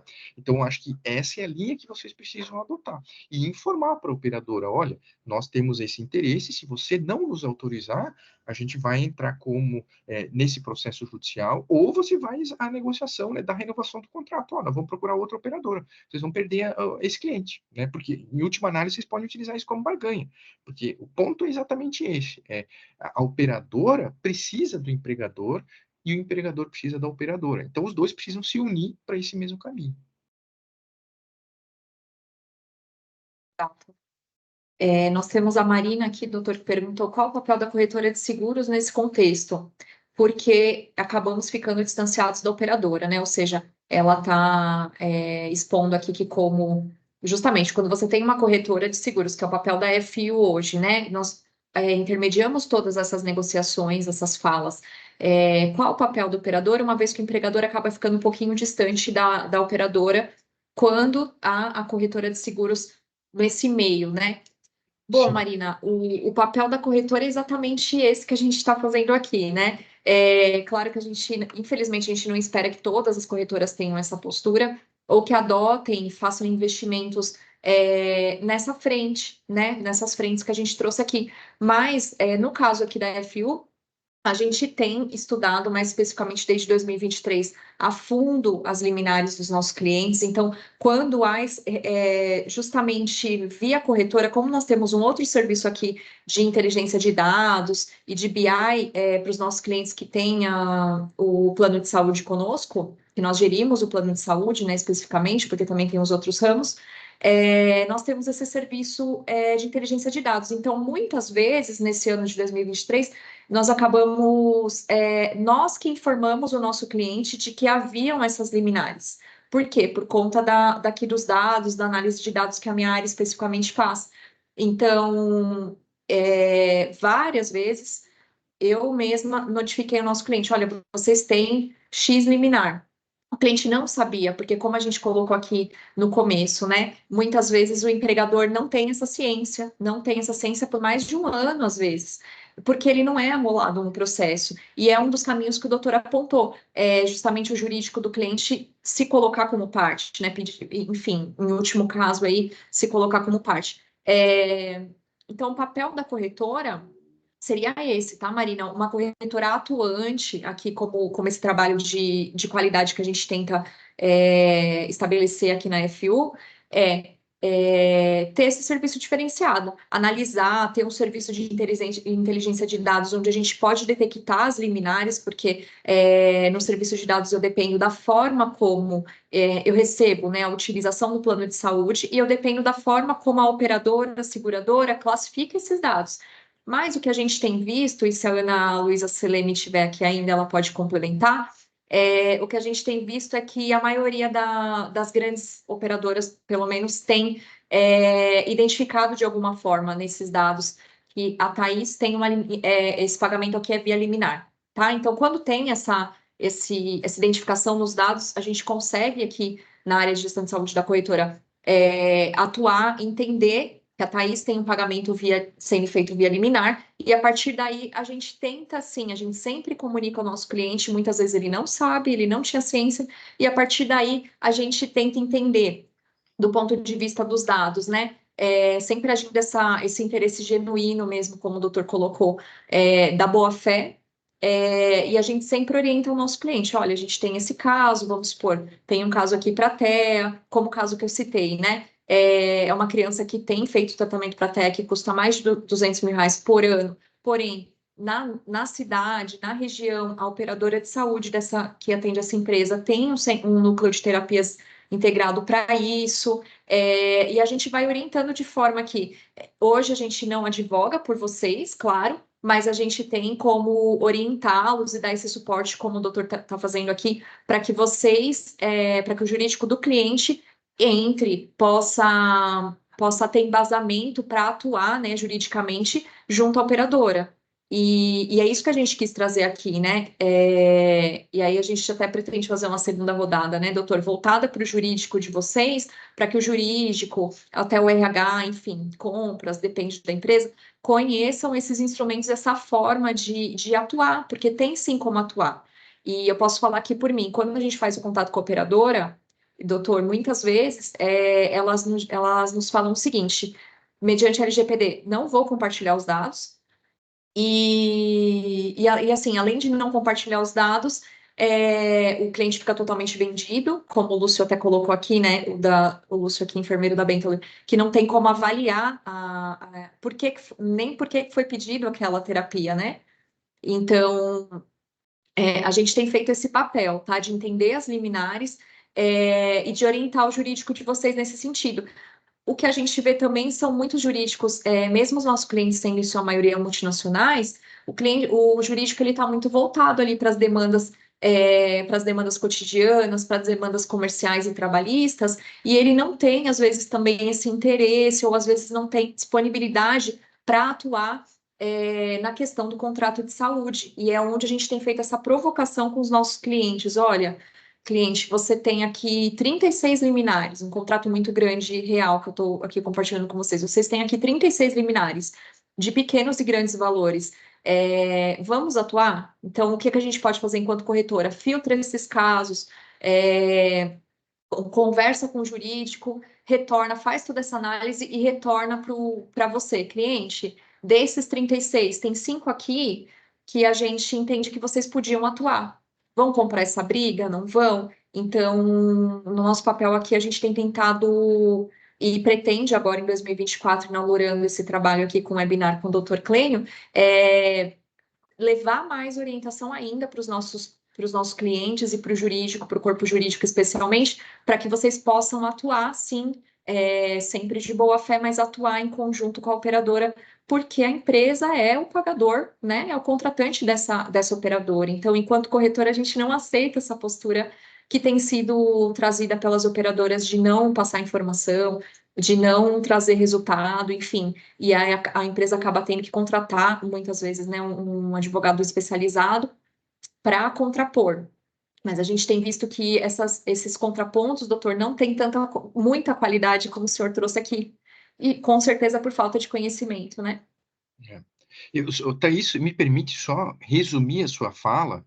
O que vocês, como seguradora, estão fazendo é governança.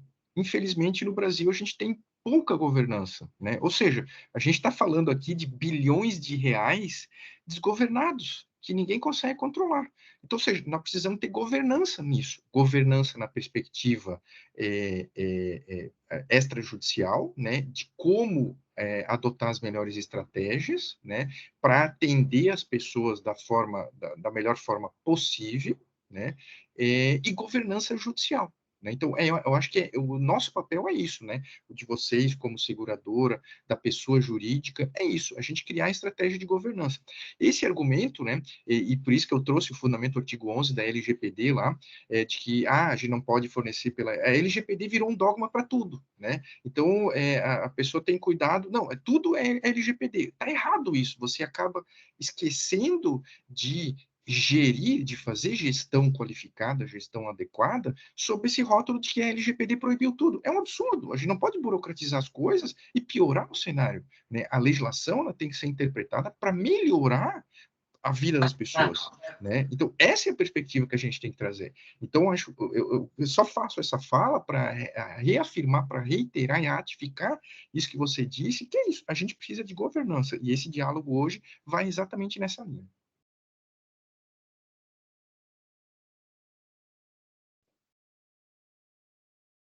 Nos ouve, doutor? Sim. Parecia que tinha falhado. Bom, e tem uma pergunta aqui da Ana Lúcia, ela comentou no comecinho aqui do webinar. No caso deles, doutor, eles têm uma liminar de uma ex-funcionária, né, para manutenção do plano. E aí ela pergunta aqui para nós, né, como resolver quando há uma liminar de um ex-funcionário, e no caso deles, eles têm sido, o custo dessa liminar dessa ex-funcionária tem agravado, né, os resultados, a sinistralidade aqui da empresa em questão da Intertank. Tem algum direcionamento nesse sentido para ex-funcionários? A legislação, né, ela diz, né, que o ex-funcionário ele tem um direito, né, de um determinado período de ser atendido, né, e depois, se ele continuar pagando, ele pode ser atendido. Então, existe esse entendimento jurisprudencial. Eu não sei se esse caso se encaixa exatamente nesse, né. Agora, tudo que eu falei se aplica, sendo funcionário ou ex-funcionário, né? Ou seja, essas estratégias não tem nenhuma vedação, nenhuma proibição. Pelo contrário, vocês querem resolver o problema. No caso aí, a urgência / a necessidade é maior ainda, porque ele não é mais nem funcionário, né? Então, ele está utilizando, vocês continuam pagando isso. Então, eu acho que essas estratégias, elas são mais indispensáveis e mais necessárias ainda. No caso deles, o plano dessa empresa não é contributário, então ela não teria direito a essa continuidade, né? Ela tem essa continuidade por força de liminar mesmo. Eu acho que a orientação é para que É recorrer, né? incorrer, isso. Isso, tem que ir porque o STJ tem esse entendimento, né, que é até 12 meses após a cessação, e se ela continuar pagando, eu imagino que ela não continue mais pagando, né, me parece que é isso, aí ela não teria, então tem que recorrer da decisão do juiz, é isso. Ou seja, qualidade, o que nós, por outras palavras, é qualidade da defesa judicial. Exatamente. Bom, e aqui tem a doutora Nidânia, né, pelo que eu entendi, ela comenta que ela atendeu uma paciente que estava entrando com uma liminar para imunoterapia no tratamento de câncer de mama, doutora, e que foi orientada pela advogada de que a liminar não traria implicações na empresa. Por isso que ela estava, né, entrando com a liminar contra a operadora. É uma última questão que eu queria questionar, doutor, inclusive. A gente tem visto muitos casos, né, em que, como o senhor mencionou, chão de fábrica, né? Os nossos clientes, muitos são fábricas, a gente acaba chamando de chão de fábrica. Então, o pessoal do chão de fábrica entra com liminar, não sabe, às vezes assinou, enfim. Tem algum tipo de comunicação? O senhor mencionou que tem como fazer essa conciliação, enfim, mas ali, enquanto empresa, no ambiente da empresa, tem alguma forma de evitar, né, um problema trabalhista, mas que haja essa comunicação? Porque muitas vezes, sim, os colaboradores são orientados a entrar com liminar, e aí a gente não vai voltar nesse assunto, mas por N motivos, tanto pelo juiz, pessoal da clínica, no caso de TEA, né, que acaba influenciando ali a mãe, não, eu tenho que fazer o tratamento aqui, enfim, a gente sabe que isso acontece. Agora, quando a gente já tem essa liminar estabelecida, e o colaborador também não fez contato, porque acontece mesmo. A gente acompanha esse caso que eu citei de TEA. O titular do plano nunca fez contato com o RH. E essa liminar já tem mais de 2 anos, custando um absurdo para o RH. O pai dessa criança é fechado e ele não faz o contato. Então, o RH já nos questionou várias vezes, como que eu faço esse contato com ele? Eu posso fazer esse contato com ele uma vez que ele é fechado, mas ele precisa entender que uma liminar agrava, sim, e acaba impactando no plano de saúde que é empresarial, não é um plano de saúde dele, é um plano de saúde empresarial. Tem como fazer essa comunicação, doutor? O senhor já viu algum caso nesse sentido? Assim, a questão é bem delicada, né? Porque às vezes a gente vê situações em que o beneficiário, né, ele está de má fé e ele não quer de forma nenhuma dialogar com o empregador, né? Então eu acho que a alternativa, assim, claro, vocês estão no dia a dia, a minha referência é mais o processo judicial, né? O que eu diria assim para vocês, né? Encontrar uma estratégia, mas muito suave, de fazer essa intermediação, né? Em primeiro lugar, de dizer que vocês, como empregadores, querem o melhor para ele, para a família dele, né? Ou seja, sempre levar essa visão, né, de que não querem prejudicá-lo, né? Porque sempre vai ter essa relação, né? O empregado achando que a empresa quer prejudicar, enfim, a gente sabe como funcionam as relações trabalhistas. Bom, levar essa visão, mas talvez a melhor estratégia seja por intermédio da operadora de plano de saúde, né? Fazer uma negociação junto com a operadora conversar com ele, chamá-lo, né? Com o jurídico dele, enfim, e fazer esse tipo de aproximação e dizer, olha, vamos tentar uma outra forma, resolver de uma outra forma, né?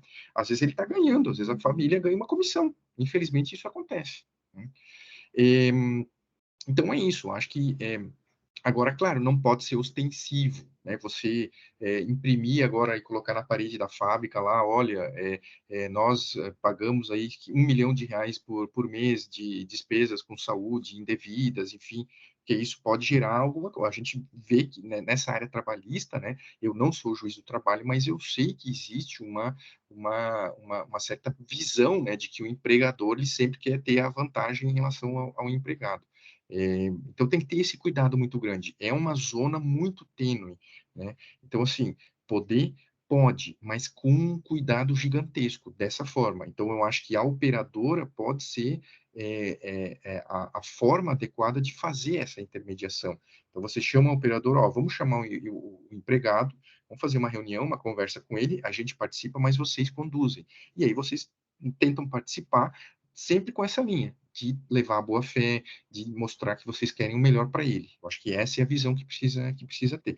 E se for o caso, até, né, gravar alguma coisa nesse sentido para demonstrar, porque às vezes depois ele pode se precaver e pode dizer, não, me procuraram aí porque querem me demitir ou alguma coisa assim, enfim, vocês têm gravado, tem essa circunstância. Então, eu acho que adotar estratégias, né, sempre para demonstrar boa fé. Eu acho que é isso, com esse cuidado. Ficou claro, doutor. Tem mais alguma pergunta, pessoal? Ou que eu tenha esquecido de responder? Thaís, eu acho que é só importante, porque estão perguntando se depois essa apresentação será liberada, porque nós estamos gravando ela. Podemos liberar, sim.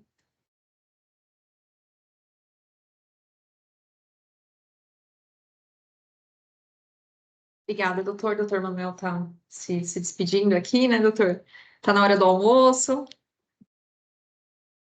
Bom, Então obrigado. é isso, eu quero agradecer mais uma vez, doutor. Pode fazer sua finalização.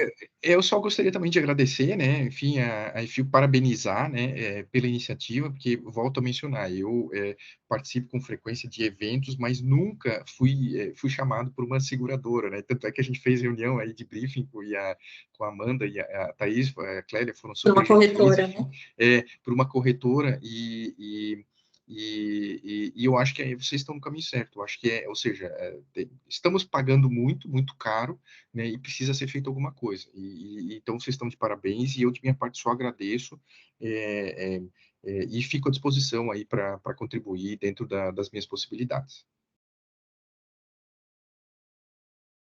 Obrigada, doutor. Obrigada, pessoal, todos os participantes. Muito obrigada mesmo. A gente encerra por aqui. Um ótimo dia a todos.